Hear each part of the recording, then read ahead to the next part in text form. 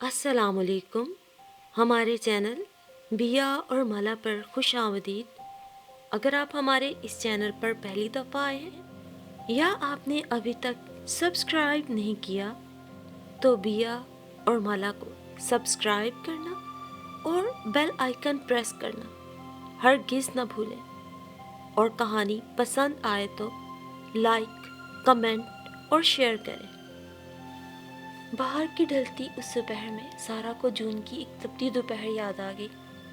وہ دوپہر جس نے اس کے اندر آج تک بسیرا کر رکھا ہے، جانے کا نام ہی نہیں لیتی. اس روز عظمیٰ کو ایئرپورٹ پر اللہ حافظ کہنے کے بعد ان کا پروگرام کرنل عاصم سے ملنے کا تھا، جو ملکی حالات کے بارے میں بڑے پریشان تھے. انہوں نے بطور خاص احسن کو اس صورتحال پر تبصرے کے لیے بلایا تھا. احسن کی بھی ملکی حالات پہ گہری نظر ہوتی، اسی سبب وہ خاص اہمیت دیتے تھے انہیں. اکثر دونوں دیر تک گفتگو کے ان پہلوؤں پہ الجھے رہتے جن کا تعلق کسی نہ کسی طرح ملکی فلاح و بقا سے جڑا ہوتا. آج کرنل عاصم نے اسی مقصد کے لیے انہیں اپنے دفتر میں بلا رکھا تھا، جہاں احسن کو کچھ بریفنگ دینا تھی. بریفنگ کے بعد چائے اور دیگر لوازمات سے ہو کر گزرتے ہوئے دن نصف النہار پر آ گیا. اس کے بعد فراغت ہی فراغت تھی، اور یہ فراغت کئی مہینوں کے مسلسل کاموں کے نمٹانے کے بعد ملی تھی.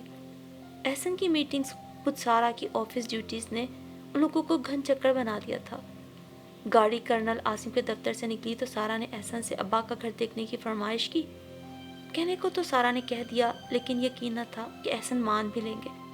بھلا آپ کے پاس ایک دن فارغ ہو تو آپ اسے کسی ریسٹورنٹ میں کھانا کھانے میں صرف کر سکتے ہیں، کوئی مووی دیکھ سکتے ہیں، کسی اچھے دوست سے مل سکتے ہیں، اچھی نیند انجوائے کر سکتے ہیں، کہیں پکنک منا سکتے ہیں. تو ان سارے خوبصورت پروگراموں کو چھوڑ کر بھری دوپہر ایک ایسے گھر جانا کیوں کر چاہیں گے جس کی مکین اسے یکو تنہا بے یار و مددگار کھلے میدان میں چھوڑ گئے ہوں، جہاں کوئی زیرو آپ کو دیکھ کر خوشی سے باہیں پھیلائے آپ کی طرف نہ لپکے.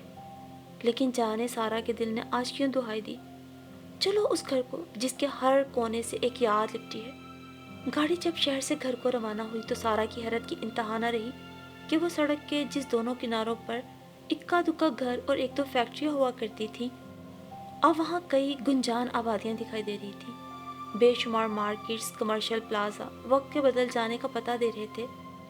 اور یہی نہیں کہ وقت بدلا تھا، لوگ بھی بدل گئے تھے. گاڑی چلتے چلتے گھر کے قریبی پل تک آئی تو سارا کی آنکھیں برسوں پہلے کے مناظر ڈھونڈنے لگی. یہ پل جو گھر سے صرف 1.5 کلومیٹر کے فاصلے پر تھا، ابا جب دفتر سے لوٹتے تو ان کی موٹر سائیکل کے ہارن کی آواز سارے گھر میں ہلچل پیدا کر دیتی، کیونکہ چاروں طرف کھلے میدان ہونے کے سبب سڑک پہ اکا دکا گاڑی گزرتی، کچن کی کھڑکی سے میلوں دور سے دکھائی دے جاتی، اور ایک موٹر سائیکل کا مخصوص ہارن تو ایک وقت مقررہ پر اس بات کا اعلان ہوتا کہ ابا آ رہے ہیں. اماں جلدی جلدی پھلکے بنانے کو کہتی، اسما کے ہاتھ تیزی سے بیلن گھماتے ہوئے پیڑا گول کرنے لگتے. ارشد گیٹ کھولنے کو بھاگتا اور تھوڑی دیر میں ابا موٹر سائیکل سے اتر کر لدے پھندے گھر میں داخل ہوتے. آتے ہی اماں کو آواز دی جاتی، سلمہ، اور گزرے وقتوں کی خوبصورت لڑکی ایک ادھیڑ عمر عورت کی صورت استقبال کو نکل آتی.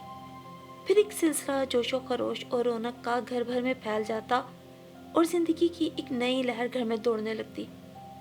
ابا نے ریٹائرمنٹ سے پہلے ہی ایک اخبار میں زمین کا اشتہار دیکھ کر اس علاقے میں زمین خرید لی تھی. کینٹ ایریا سے اس کا فاصلہ صرف 7 کلومیٹر کا تھا، لیکن پھر بھی یہ جگہ دور لگتی تھی. لیکن آج اتنا وقت گزر جانے کے بعد سارا کو ابا کا فیصلہ سمجھداری کی علامت لگا. آج وہ جان سکتی تھی کہ وہ اپنے وقت کا سمارٹ سا شوخ و شنگ لڑکا جب ایک لمبے چوڑے کنبے کا سربراہ بنا تو وقت و حالات کے ہاتھوں کیسے خاموش، سنجیدہ اور اداس آدمی میں بدل گیا. اپنے باپ دادا کی حویلی کو اپنے کنبے کی خواہشات پہ قربان کرتے ہوئے، اسے بیچتے ہوئے اس پہ کیا گزری ہوگی جب اس نے اجاڑ جنگل بیابان میں گھر بنانے کا سوچا ہوگا. گاڑی ابا کے گھر کے سامنے آ کے رک گئی تھی. گلابی ستونوں اور کالے گیٹ والا گھر کتنے سالوں کے بعد سارا کے سامنے تھا. ایک بڑا سا تالا اپنے مکینوں کے اندر نہ ہونے کا اعلان کر رہا تھا، اور اس کے بڑھتے ہوئے قدموں کو رکنے کا اشارہ بھی تھا. لیکن اسے رکنا ہوتا تو آتی کیوں؟ برسوں پہلے جب اماں ابا سے مل کر جا رہی تھی تو خواب و خیال میں نہ تھا کہ پھر لوٹے گی. تو یہ ویران ہوگا. احسن نے کہا، میں اس گھر کے اندر نہیں جاؤں گا. اللہ جانے تمہارے بہن بھائی کیا خیال کریں کہ اس گھر پہ شاید ان کی نظر ہے۔ سارا کو احسن کی بات اچھی نہ لگی، نہ بری۔ وہ عمر میں اس سے زیادہ اور تجربے میں اور بھی زیادہ، شاید صحیح اور درست ہی کہہ رہے تھے، لیکن سارا کے اندر اٹھتے طوفان انہیں کہاں دکھائی دے سکتے تھے۔ وہ گیٹ کے دائیں جانب چار دیواری کے ساتھ ساتھ آگے بڑھی تو اس سے کچھ دور آگے جا کر دیوار کا ایک حصہ گرا ہوا ملا، لیکن سارا کو اس سے گزر کر اندر جانے میں تامل سا تھا۔ اللہ جانے گھر کے اندر کوئی ہے یا نہیں، اگر کوئی ہے تو کیسے لوگ ہیں، اور اگر نہیں تو اتنے برسوں بعد کیا جانے اندر کا کیا حال ہو۔ احسن بھی ساتھ نہیں، اور وقت بھی کیسا آ گیا ہے کہ انسان کوئی بھی قدم اٹھاتے ہوئے ڈرتا ہے، چہ جائے کہ ایسا گھر جو برسوں سے خالی پڑا ہو۔ سارا کا دل جیسے بیٹھ سا گیا۔ وہ کبھی سوچ بھی نہ سکتی تھی کہ وقت کے پھیر میں ایسا بھی ہوگا کہ وہ ابا کے گھر کے اندر اس انداز سے جائے گی۔ برسوں پہلے جب وہ اس گھر میں آیا کرتی تھی تو اسے اپنی آمد کو سرپرائز کے انداز میں بدلنے کے لیے سو جتن کرنا پڑتے تھے۔ گیٹ کے ایک طرف کھڑے ہو کے بیل بجانا، گاڑی کو دور کھڑا کرنا، کیونکہ کچن اور ڈرائنگ روم کی کھڑکی سڑک پر اکا دکا آتی گاڑیوں کا دور سے ہی پتہ دیتی تھی، اور گھر والوں کو پہلے سے خبر ہو جاتی تھی کہ کون آ رہا ہے۔ لیکن آج کھڑکی کے سامنے کوئی نہ تھا۔ ایک اور گھر کی دیوار نے کھڑکی کے آگے ایک دیوار سی بنا دی تھی جسے پاٹنا ممکن نہ رہا تھا۔ سارا نے دیوار کے ساتھ چلتے چلتے اس گھر کو جانا مناسب سمجھا جو ابا کے گھر کے پیچھے بنا ہوا تھا۔ اسے یاد آیا کہ اس گھر سے ایک لڑکی فاطمہ اماں کے پاس پڑھنے آیا کرتی تھی تو ساتھ ہی گھر کے کام کاج میں ان کی مدد بھی کر دیتی، لیکن کیا جانے اب اس گھر کے اندر بھی کیا تبدیلیاں آ گئی ہوں، یہاں وہی لوگ رہتے ہیں یا کوئی اور۔ بہرحال ایک آباد گھر تھا۔ اس گھر کے کھلے دروازے سے صحن کا منظر صاف نظر آ رہا تھا۔ کچھ لوگ چارپائیوں پہ بیٹھے دکھائی دیے۔ وہ جھجک سی گئی، لیکن پھر اس نے قدرے ہمت سے فاطمہ کو پوچھا تو کوئی ایک ان میں سے اسے بلانے کو اندر بڑھا۔ تھوڑی دیر میں فاطمہ سامنے تھی، لیکن یہ پہلے والی فاطمہ نہ تھی، ایک پختہ عمر عورت کی صورت لیے ہوئے تھی۔ اس نے سارا کو پہچان کر انتہائی گرم جوشی سے استقبال کیا اور اپنے گھر آنے کو کہا، لیکن سارا اسے اپنے ساتھ لیے ہوئے اپنے گھر کی طرف بڑھی۔ گھر کے پچھلے لان میں دو بکریاں چرتی دیکھ کر اس کے دل کو دھکا سا لگا۔ یہ کیسا منظر تھا جسے وقت دکھا رہا تھا؟ اسے یاد آیا کہ اس لان میں گرمیوں کی شام ہوتے ہی کرسیاں پڑی ہوتی، چھڑکاؤ کیا جاتا، ٹی وی لگ جاتا، دوسرے سرے پہ چارپائیاں بچ جاتی جن پر سر شام بستر کر دیے جاتے، ایک طرف ابا کا تخت گاؤ تکیہ لگا کر سجا دیا جاتا جس پر وہ شاہانہ انداز سے براجمان ہوتے، چائے سج کر آتی، پکوڑے فرائی ہوتے، ٹی وی پر ان دنوں سونا چاندی کی جھڑپیں دیکھنے کو ملتی یا مسرت نذیر اپنے لونگ کے گواچ جانے کی دہائیاں دیا کرتی۔ ایک پی ٹی وی تھا اور سارا پاکستان اکٹھا تھا، ایک سے پروگرام دیکھے جاتے، ایک سی باتیں اور سوچیں ہوتی۔ آج کی طرح ہزاروں چینل اور ان کی طرح بکھرے لوگ اور بکھری سوچیں کہیں نہ تھیں۔ اس لان میں ابا اولمپک گیمز کی کمنٹری ٹرانزسٹر پر سنا کرتے، آنے والے مہمان بھی ڈرائنگ روم کی بجائے یہیں بیٹھنے کو ترجیح دیا کرتے۔ مغرب کے قریب مسجد دور ہونے کے سبب اسی لان کے ایک کونے میں چٹائیاں بچھا دی جاتی۔ ابا اذان دیتے اور ان کے پیچھے بھائی صفیں باندھ لیتے۔ یوں لان کے ایک کونے میں اس عارضی مسجد میں نماز قائم ہو جاتی۔ رمضان میں ابا اسی تخت پہ بیٹھے افطاری کے انتظار میں تلاوت جاری رکھتے۔ تخت کے آس پاس کرسیاں رکھی جاتی اور اسما، کدن اور افشاں مل کے افطاری کا سامان میز پہ سجانے لگتی۔ مہناز بھی لاہور سے بچوں سمیت چلی آتی اور سارا اور رافیل بھی اپنے بچوں کو لیے ہوئے چلے آتے، تو پھر افطاری کے سامان میں اور اضافہ ہونے لگتا۔ اتنی نفری میں جگ کا تکلف بیکار ہو جاتا۔ ایک بڑے دیگچے میں سکنجبین بنائی جاتی اور ابا کو یہ غصہ آتا کہ روزہ داروں کے ساتھ بے روزدار بھی سج دھج کے بیٹھ جاتے اور افطاری کے مزے وہ بھی اڑاتے، اور ابا کی جیب پہ اس کا برا اثر پڑتا۔ رات کو پیڈسٹل فین، ہوا میں اے سی سے بے نیاز، سب کھلے لان میں پرسکون نیند کے مزے اڑاتے۔ انہی خیالوں میں ڈوبے ڈوبے جب گیلری کے کھلے دروازے سے اندر قدم بڑھایا تو ایک خاموشی اور تنہائی کے سوا کوئی گلے لگانے والا نہ تھا۔ دائیں طرف کے کمرے کا دروازہ بند تھا، اور اگر کھول بھی لیتی تو کون ہوتا؟ رہی اسما تو اسے وقت کب کا کراچی لے گیا، وہ جو اس کمرے کی جان تھی۔ بھری دوپہر میں گھر آئی کزنز کے ساتھ گیت مالا کی پیشکش کیا کرتی تھی۔ سارا بھی ان کے ساتھ مل جاتی یا اپنا کمرہ سجاتی۔ اسی کمرے میں سارا نے اسے پہلی بار قمیص سینا سکھایا، پھر وہ سلائی کی ماہر ہوتی چلی گئی۔ سارا کو یاد آیا کہ اسما کے اپنے انہی مشاغل میں گم ہونے کے سبب اس کا کمرہ بند رہتا تو ابا آوازوں پر آوازیں دیتے جاتے، پھر ایک دم ان کا پارا چڑھتا اور زور زور سے دروازے پہ دستک دینے لگتے، اور اس کے کھلنے پر اسما کی بری طرح خبر لی جاتی۔ لگتا کہ اب اس کے بعد دروازہ قیامت تک کھلا رہے گا، لیکن دوسرے ہی دن اسما دروازہ پھر بند کر لیتی۔ ویسے وہ ڈونٹ ڈسٹرب کا بورڈ لگانا بھول جاتی۔ ان دنوں لڑکیاں نہ تو کمپیوٹر میں گم تھی نہ ہی موبائل میں، لیکن آج اس کمرے میں نہ اسما تھی نہ بابا، نہ کوئی دستک تھی نہ ابا کا غصہ۔ بائیں طرف کا کمرہ ابا اور اماں کا تھا، جس میں پیچھے 2 پلنگوں پر وہ دونوں اپنے اپنے تجربوں کی تھکن کے ساتھ آرام کیا کرتے۔ ایک پر ابا دفتر سے آ کر کھانا کھانے کے بعد چادر تان کے سو جاتے اور اٹھنے کے بعد کوئی نہ کوئی ڈائجسٹ پڑھنے میں غرق ہو جاتے، یا کسی مہمان کی آمد پر دنیا جہان کے موضوعات انہیں اپنی لپیٹ میں اس طرح لے لیتے جیسے کسی سمندری طوفان میں پھنسا جہاز۔ انہیں کوئی اس دھواں دھار بحث سے نکال سکتا تھا۔ بیچ بیچ میں چائے بھی آتی جاتی۔ امی سے منتقل شدہ طریقہ و سلیقہ اسما کرن کے ہاتھوں کے بنائے پکوڑے، دہی بھلے، چاٹ، سموسوں، کھیر اور حلوے کی صورت میز پہ سج جاتا۔ ان لوازمات سے سجی چائے کا ہر کوئی لطف اٹھاتا۔ عجیب سی خوشی، مزہ اور برکت تھی جو گھر کے ہر طرف پھیلی نظر آتی۔ باتوں کے دوران کبھی ابا کی گفتگو میں کہیں تلخی کا راگ آتا تو اماں کے چہرے پر ناخوشگواریت کے سارے انداز ایک وارننگ بن کے ابا کو خبردار کرنے لگتے، لیکن ابا اپنے زوم میں بولے جاتے۔ شام کو ایک ایک کر کے بھائی اپنے دفتروں سے واپس آنے لگتے، گھر میں رونق بڑھنے لگتی، آوازیں، باتیں، ہنسی مذاق در و دیوار سے جھانکنے لگتے، اپنے اپنے دن بھر کے قصے سنائے جاتے۔ آج دفتر میں ایسا ہوا، کون کیسے ملا، کوئی کہتا میں بازار سے گزرا تو فلاں مل گیا، وہاں فلاں کا فون آیا تھا، فلاں حج پہ جا رہا ہے۔ اپنی اپنی خبریں اپنے انداز میں ہر کوئی پیش کرتا۔ یوں ہی چھیڑ چھاڑ رات گئے تک ہوا کرتی۔ کچن سے اماں کے ہاتھ کے کھانوں کی خوشبو گھر بھر میں سرے شام ہی پھیلنے لگتی۔ ہر مہینے کسی نہ کسی بچے کی سالگرہ ڈرائنگ روم اور ڈائننگ روم کی رونق بڑھا دیا کرتی۔ اور تو اور ابا اماں کی سالگرہ اور پھر شادی کی سالگرہ تک منائی جاتی۔ ان دنوں تو گھر کی رونق دیکھنے کے لائق ہوا کرتی۔ جب کبھی چچا، ماموں یا کوئی کزن دیار غیر سے گھر میں آئے ہوتے تھے، پھر تو سارے دن کھاتے پیتے، ہنسی اور باتوں اور پکنکوں میں گزر جاتے تھے۔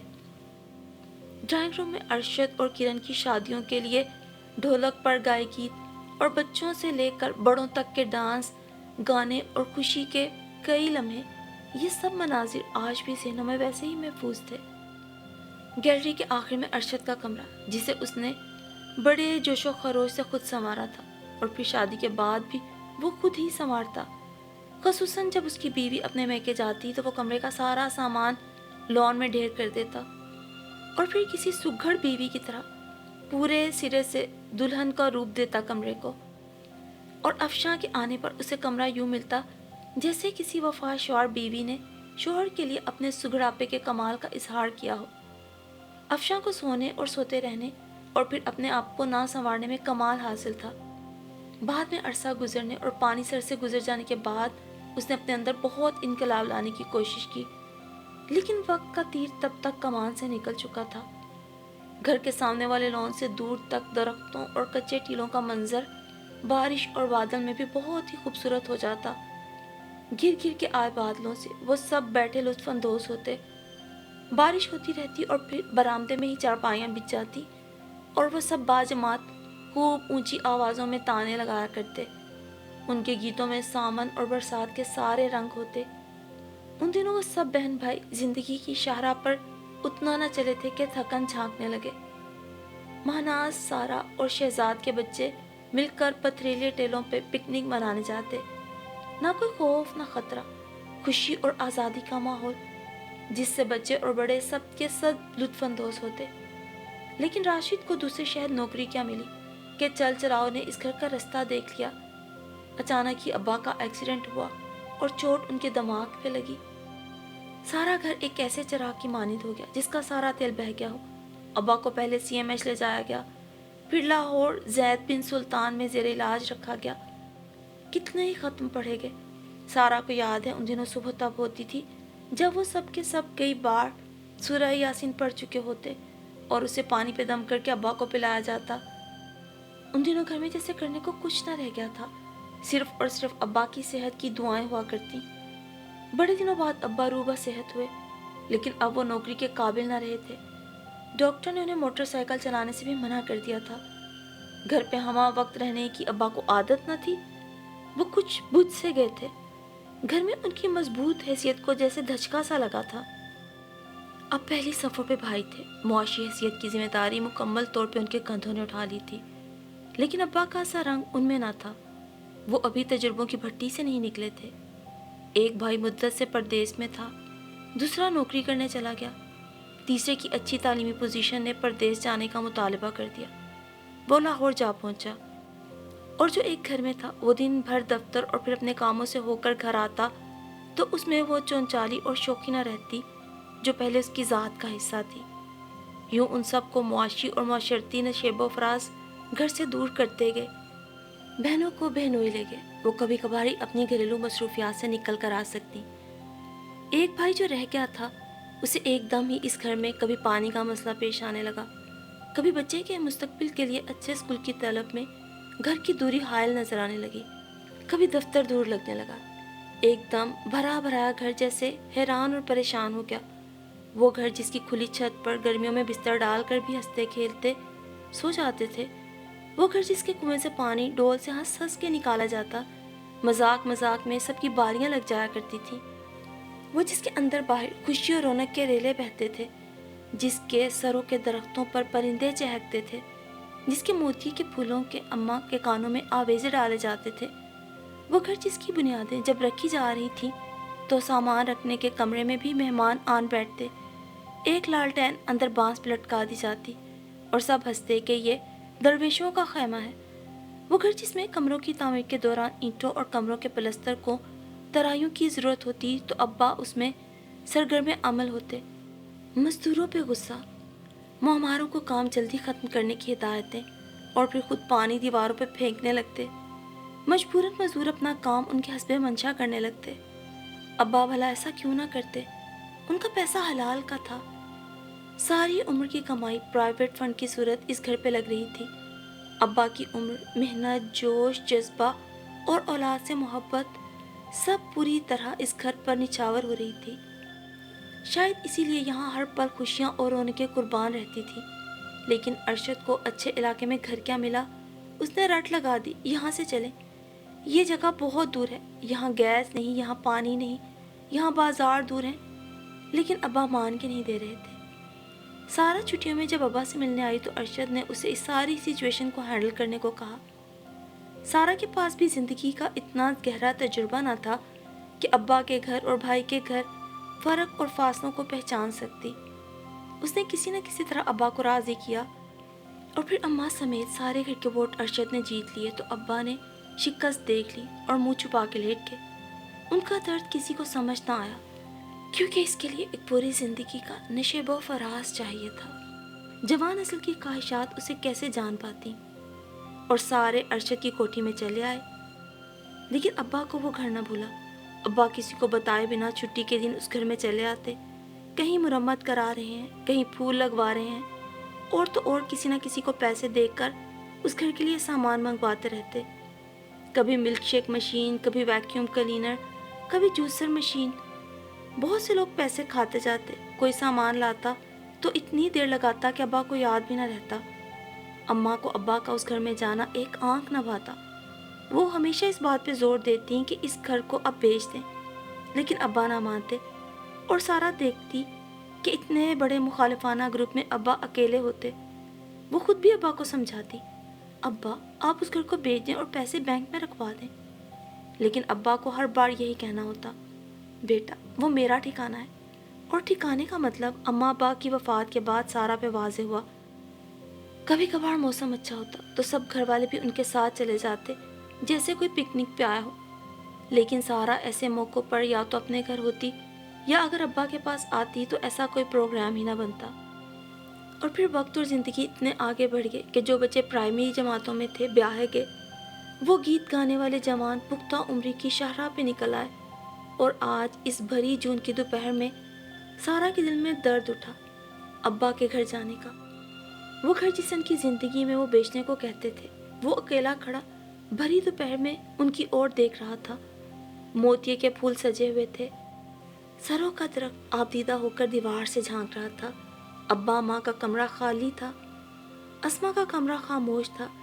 کچن سے کسی کھانے کی خوشبو نے راستہ نہیں روکا۔ ڈرائنگ روم میں چمگادڑوں کا ڈیرا تھا، اداس لان میں کہیں کہیں سبزہ اور اکا دکا جگہوں پر کوئی پرندہ بیٹھا تھا۔ موتیے کے پھول مرجھائے ہوئے تھے۔ پل پر سے آتی موٹر سائیکل کا ہارن نہیں بجا، نہ گھر میں ہلچل مچی، نہ شور ہوا، نہ کوئی گیٹ کھولنے کو دوڑا۔ ہاں یہ ضرور ہوا کہ سارے گھر کی دیواروں سے ابا کا قصور پوچھتی پھری اور چیخیں مار مار کے روتی رہی۔ کس کی نظریں بدلے گی، کس کے جادو چل گئے، کس کی بدنیتی اپنا عمل کر گئی۔ سارا روتی رہی، ایک ایک کمرے میں ابا اور اماں کے ساتھ ساتھ اپنے بہن بھائیوں کے گیت، ہنسی مذاق، پیار، سچائیاں اور وہ خوشیاں ڈھونڈتی رہی۔ وہ برکت جو ابا کے دم سے تھی، وہ محبت جو اماں کی سانسوں میں تھی، وہ سکون جو اس گھر کے ہر کونے میں تھا، وہ جیسے سب کچھ کہیں جا چھپا تھا۔ اس نے اماں کو پکارا، ابا کو آوازیں دی، لیکن دونوں میں سے کوئی نہ بولا۔ ابا بھی دنیا سے روٹھ گئے اور اماں بھی، اور یہ گھر شاید ہم سب سے روٹھ گیا۔ سارا کے ذہن میں بہن بھائیوں کے گھروں کے منظر ابھرے، جہاں کہہ کہے باتیں، شور، پورش میں کھڑی گاڑیاں، سوشل سرکل، ٹی وی کے ڈھیروں چینل پر پاپ سنگرز، نت نئے ڈرامے، فیشن ڈیزائنرز کے پروگرام، کولڈ ڈرنکس سے مہمانوں کی تواضع، آئس کریم کے ڈبے KFC کے چکن۔ ان سب کے باوجود سارا کو سکنجبین کے دیگچے کی یاد ستا رہی تھی۔ وہ کونے پر بچھی چٹائیوں پر قائم نماز کا منظر یاد آ رہا تھا۔ مسرت نذیر کا نغمہ کانوں میں گونج رہا تھا۔ نیرہ نور کی گائے غزل جیسے آج بھی گھر کے اندر کہیں اپنے ترنم کے ساتھ موجود تھی۔ پھر پتوں کی پازیب بجی، تم یاد آئے۔ لیکن اس بے کس گھر کی بے کسی اپنی یادوں کے ساتھ سارا کے دل سے آ کر ٹکراتی رہی۔ اس کے آنسو بہتے رہے، کسی نے اس کے آنسو پوچھے، نہ کوئی گلے لگانے آیا۔ وہ اور اس گھر کی تنہائی ایک ہو گئے۔ آس پاس کے گھروں سے پانی بہنے کی آوازیں آ رہی تھی، گیس کے چولہوں پر چائے دھری تھی، لوگ ہنس رہے تھے، اپنی باتوں میں مصروف تھے۔ فاطمہ اپنے گھر کے نئے ماربل والے فرش خوشی خوشی دکھا رہی تھی، گاڑیاں سڑک پہ رواں دواں تھی۔ لیکن اس گھر میں باہر کی ساری آسانیوں نے اور گھر والوں نے اندر آنے کی قسم کیوں کھا رکھی تھی؟ سارا ان سوالوں سے الجھتی ہوئی بہتی آنکھوں کے ساتھ گاڑی میں آ بیٹھی اور تیزی سے گزرتی گاڑی وہ پل پار کر گئی جہاں سے ابا کے موٹر سائیکل کا ہارن کبھی بجتا تھا اور اس گھر کے مکین چوکنا ہو جایا کرتے تھے۔ وہ گھر آج بھی وہیں تھا، اینٹ، گارے، سیمنٹ کا بنا گھر، لیکن گھر تو گھر والوں سے بنا کرتے ہیں نا۔ اس گھر نے کیسے ان سب کو تسبیح کے دانوں کی طرح پرو رکھا تھا، پھر جیسے یہاں سے نکلے تو ایک ٹوٹی تسبیح کے دانوں کی طرح سب بکھر گئے، پوری دنیا میں بکھر گئے۔ لیکن سارا کیا کرتی اپنا دل کا، جو آج بھی ان تمام لمحوں کی یاد میں تڑپتا تھا، بلکتا تھا، وہ لمحے جب وہ سب ساتھ تھے۔ پھر پتوں کی پازیب بجی، تم یاد آئے، تم یاد آئے۔